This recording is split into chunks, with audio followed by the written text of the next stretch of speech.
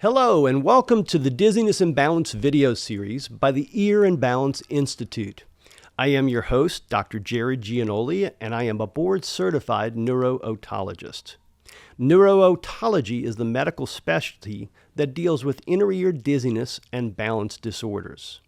This video series is intended to be educational and not intended to be medical advice. For individual medical advice, please speak with your own physician.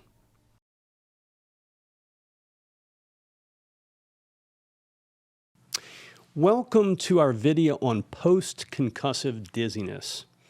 In the next several minutes, I'm going to summarize for you the complex issue of post-concussive dizziness.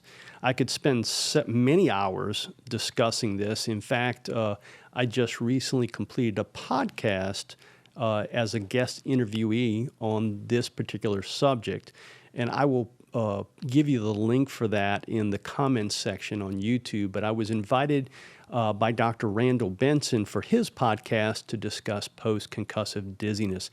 Dr. Benson is a neurologist who specializes in traumatic brain injury, and he's a nationally recognized expert on the subject. He has a website that's called Center for Neurologic Studies, and his podcasts are located there. Also, too, if you're more into reading, I did an article that is really more geared toward physicians, but many lay individuals may like it. It's called Post-Concussive Dizziness, and it's located on the Frontiers in Neurology online journal, and I'll list a link to that as well. Well, but before we begin, let's talk about a couple of definitions. First of all, traumatic brain injury. Traumatic brain injury, as you suspect, is an injury to the brain caused by trauma. Usually some blunt trauma is what we're talking about with traumatic brain injury. It can be divided into three different severities: mild, moderate, and severe. Mild traumatic brain injury is for patients who have had less than 30 minutes of loss of consciousness or no loss of consciousness at all, and that is typically what we call a concussion. So mild traumatic brain injury is a synonym for concussion. Moderate and severe traumatic brain injuries have increasing amounts of loss of consciousness, and also on their workups, you will find abnormalities on the MRI and CAT scans of these individuals. Whereas with a concussion, the MRI and CAT scan is typically normal, so you don't expect to find abnormalities on scanning a patient who's had a concussion. Well, in this video, we're just going to talk about concussions or mild traumatic brain injury. So we're not going to be talking about the moderate or severe traumatic brain injuries, although much of what I'll tell you about the inner ear effects of concussion also apply to those two groups with some major differences. Concussions happen about at least 1 million times per year. We see roughly about 1 million admissions to emergency room departments each year across the United States due to concussion.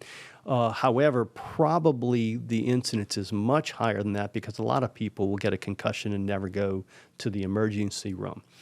The most common symptom someone will have after a concussion is headache, but the second most common symptom is dizziness, and that's seen in about 80% of people who have had a concussion. The good news is that most of the time this will resolve without any intervention at all. Roughly 90%, 85-90% of folks, by the time they are 3 months out from a concussion, their symptoms have resolved and require no further treatment. So that's a group that, generally a hands-off approach, works well. The body does well in healing itself. But the group that wind up in my practice are the ones that still have problems well beyond the 3-month range. And that's the group that we're going to be talking about mainly today. Well, what happens during a concussion? During a concussion, after the skull has been hit, there's a pressure wave that goes into the spinal fluid and across the brain, and the brain will slosh back and forth inside the skull, causing compressive and tensile forces on the brain itself.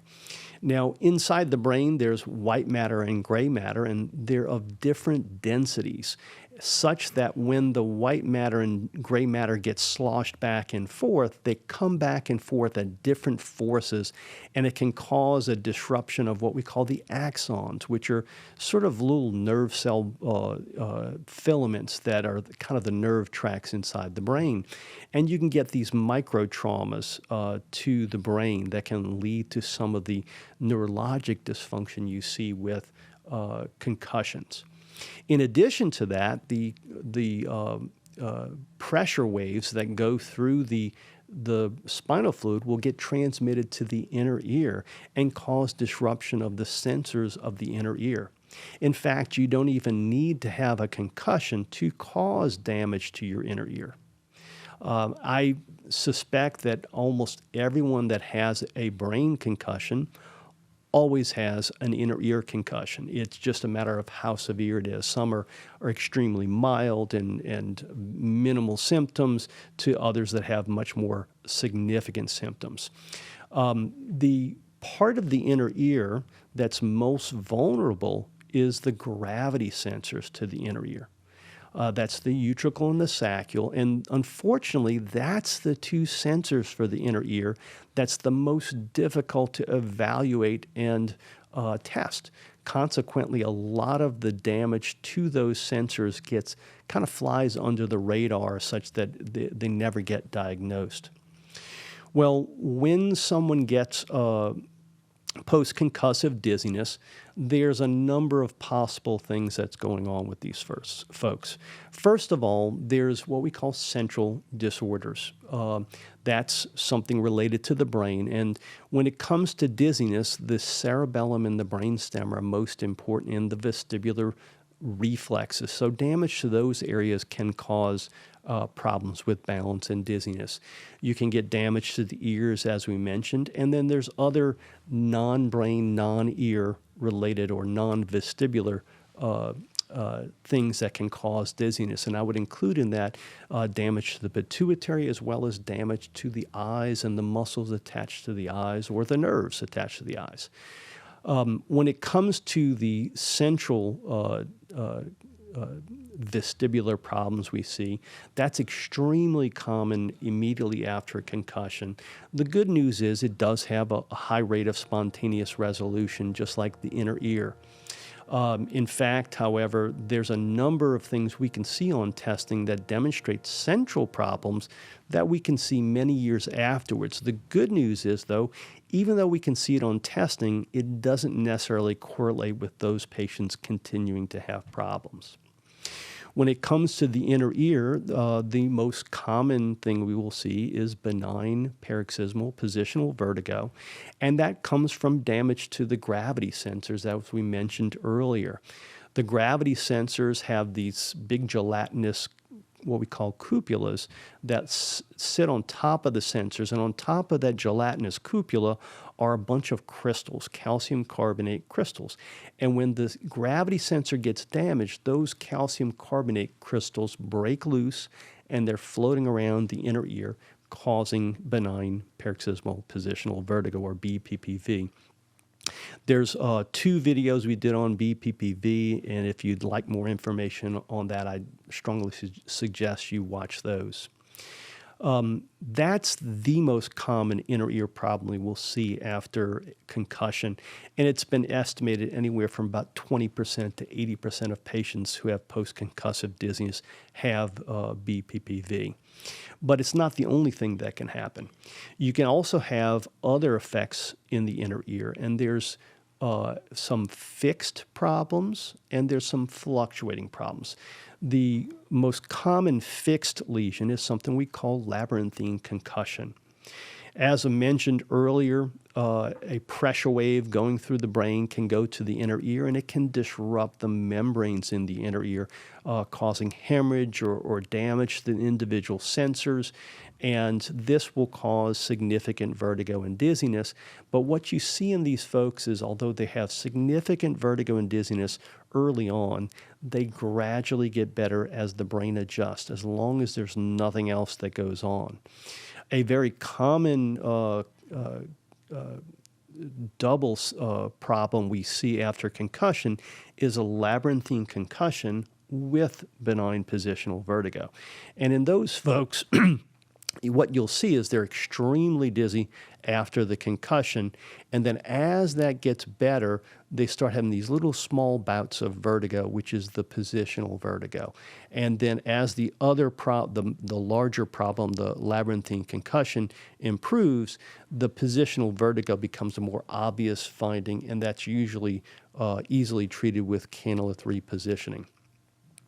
Among fluctuating problems we see are delayed endolymphatic hydrops, which is essentially traumatically induced Meniere's disease, and the other is the third mobile window syndrome, or superior canal dehiscence, other types of otic capsule dehiscences, perilymphatic fistula, those sort of things.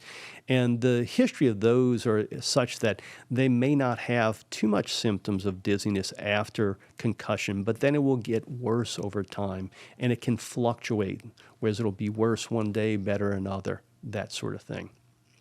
Well, in the setting of someone who's had a concussion and they have post-concussive dizziness, my general recommendations are, for the first 3 weeks, no particular intervention other than just rest and taking it easy, which is, for the most part, that's the generally recommended treatment for someone who's had a concussion. And in fact, a large number of folks within 3 weeks will have resolution of their symptoms. Between 3 weeks and 3 months after head injury, I think if they're still dizzy at that point, it's time to look and see, do they have the benign positional vertigo, and is it worth treating the benign positional vertigo at that point? If it's still there by 3 weeks, I think it's definitely worth treating it. I don't think it's going to necessarily go away on its own like it would if it had before the 3 weeks onset. If they're still having significant vertigo and dizziness and it's not getting better after 3 months, those are the ones that I think deserve a more intensive evaluation and workup. And those are the ones that are more likely going to have one of these fluctuating inner ear problems that will require more specific therapy. So in summary, there's much that can be done for post-concussive dizziness. And if the patient still has significant problems beyond that 3-month window, that's when something more intensive needs to be done. Sometimes it's just a matter of having vestibular rehab therapy. Sometimes it may require some medication for a specific problem, and in some cases it will require surgery. But there is a lot that can be done for post-concussive dizziness. Thank you.